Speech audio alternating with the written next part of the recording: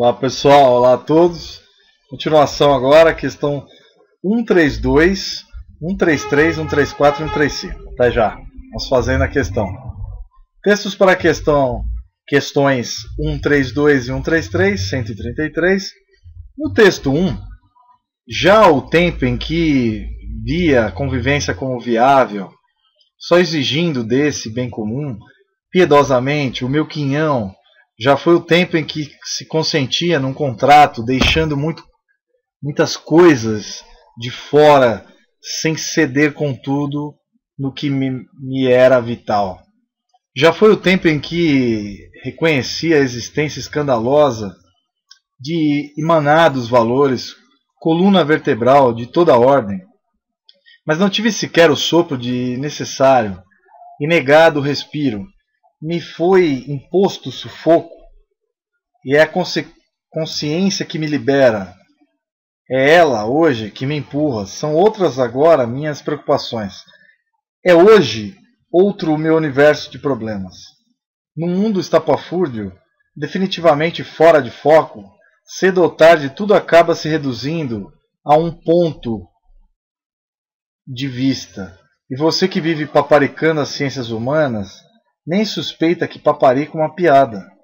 Impossível ordenar o mundo dos valores. Ninguém arruma a casa do capeta. Me recuso, pois, a pensar naquilo em que não mais acredito. Seja o amor, a amizade, a família, a igreja, a humanidade. Me lixo com tudo isso. Me apavora. Esse é o texto do Enem, né? 2009. Continuando aqui, mostrando esses detalhes. Que me apavora.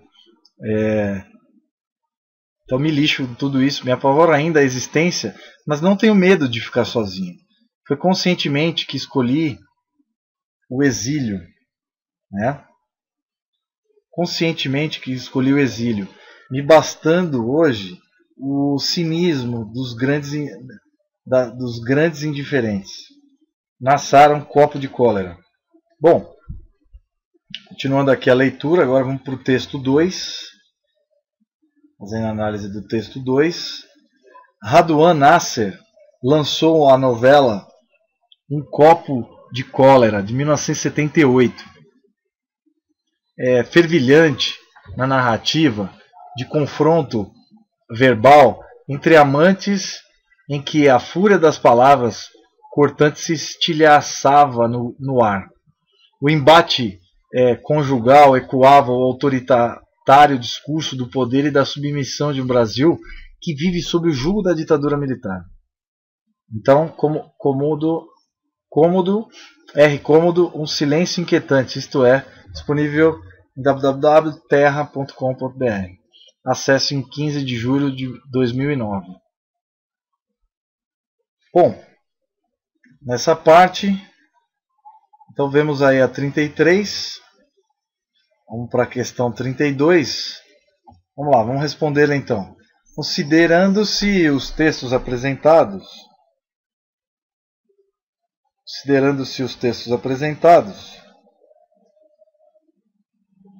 Então vamos lá. Uma novela, Um Copo de Cólera. O autor. Deixa eu ver aqui. Considerando-se os textos apresentados e o contexto político e social no qual é produzida,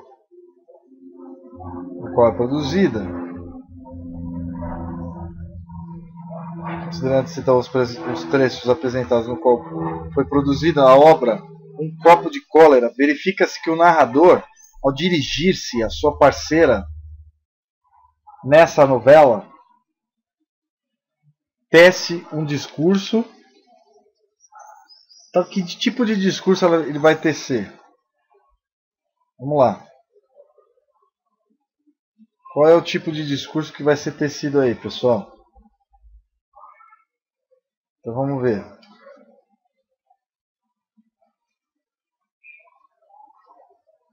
Então vamos lá. O discurso do narrador de Um Copo de Cólera assume um tom desmistificador, que ataca de forma direta e incisiva as instituições sociais. E recuso, pois, a pensar naquilo que não mais acredito, seja o amor, a amizade, a família, a igreja, a humanidade. Lixo com tudo isso. Então seria a letra C. desmistificador. É ou não é? O discurso de desmistificar. Desmistificador. Desmistificador. Que critica escrito em um discurso ágil, contundente, que critica os grandes princípios humanitários, supostamente defendidos por sua interlocutora. Então tá aí respondido letra C. Agora vamos para a questão 133. Uma novela, Um Copo de Cólera, o autor lança a mão de recursos estilísticos e expressivos típicos da literatura produzida na década de 70, do século passado no Brasil, que é 1900 e cacetada, né? 1970 e por aí. Que nas palavras do crítico Antônio Cândido aliam vanguarda estética e amargura política, com relação à temática abordada e a concepção narrativa da novela. O texto 1A é escrito em terceira pessoa, com um narrador onisciente e apresentando a disputa. Não, em primeira pessoa, né? Lixo, olha lá. Já foi o tempo em que vivia consciência. Favorável. Mas não tive, é primeira pessoa, né? B. Articula o discurso dos interlocutores em torno de uma luta verbal, vinculada por meio da linguagem simples e objetiva. Busca traduzir a situação de exclusão social do narrador. Não.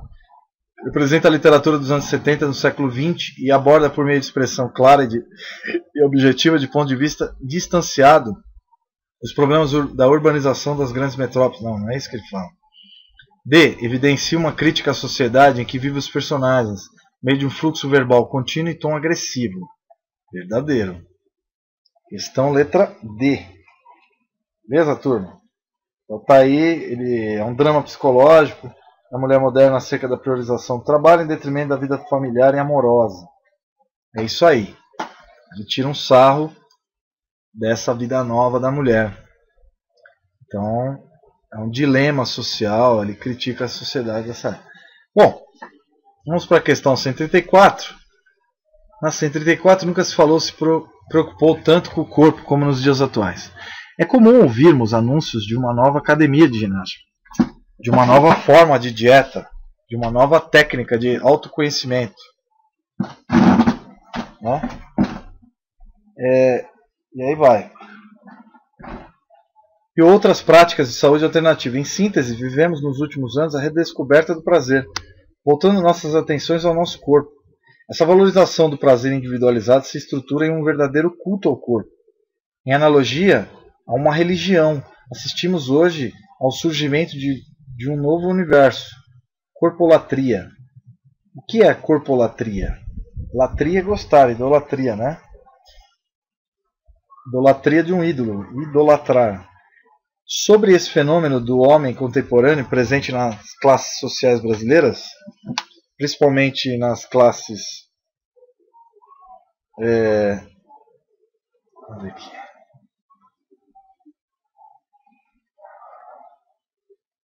Principalmente na classe média, corpolatria. Então vamos lá.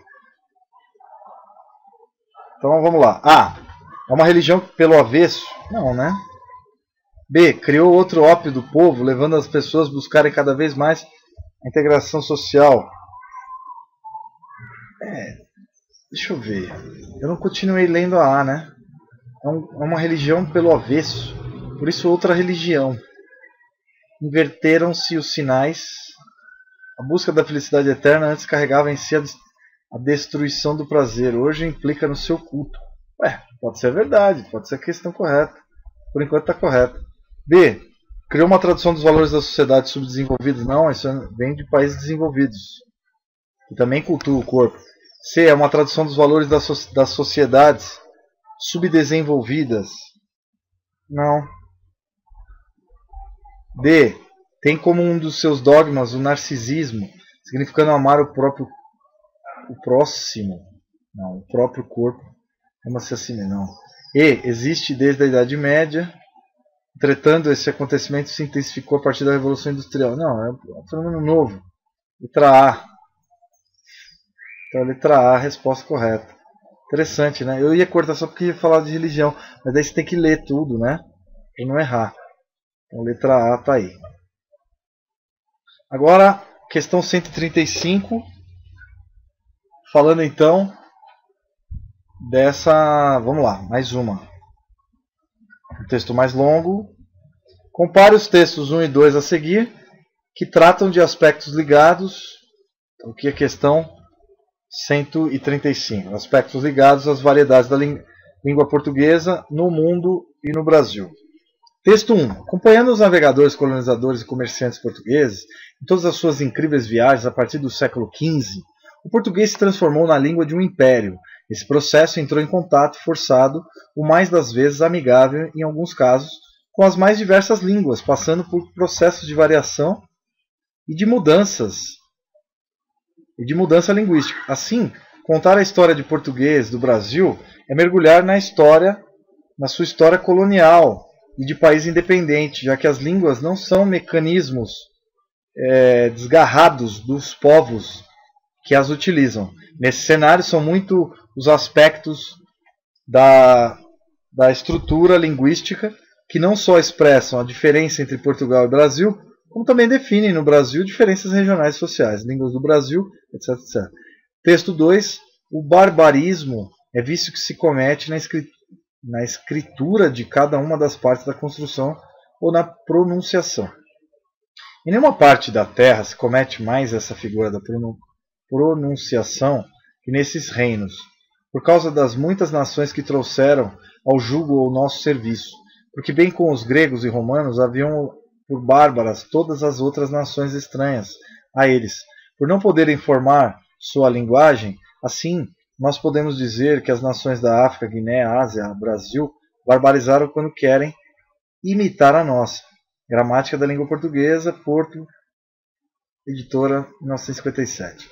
Os textos abordam o contato da língua portuguesa com outras línguas e processos de variação e de mudança decorridos desse contato. Da comparação entre os textos, conclui-se que a posição de João de Barros, texto 2, em relação aos usos sociais da linguagem revela... Então vamos lá. A atitude crítica do autor quanto à gramática que as nações a serviço de Portugal possuíam e ao mesmo tempo de benevolência quanto ao conhecimento dos povos. Não falou nada disso. B. Atitude preconceituosa relativa aos vícios culturais das nações sob o domínio português, dado o interesse dos falantes dessas línguas em copiar a língua do Império. Ninguém teve interesse só copiar, foram ampliados esses conceitos de língua, né? C. O desejo de conservar em Portugal as estruturas da variante padrão da língua grega. Não. D. Adesão à concepção de língua como entidade homogênea e invariável. E a negação da ideia de que a língua portuguesa pertence a outros povos. Exatamente, é uma atitude meio xenofóbica, né, do português. E atitude crítica que se estende à própria língua portuguesa. Não. Letra D. E aí finalizamos a nossa análise da língua portuguesa no Enem 2009. Tá bom? Perdão, espirrei aqui. O que a gente deve pensar então que a língua portuguesa é uma coisa bem dinâmica, né, meus queridos?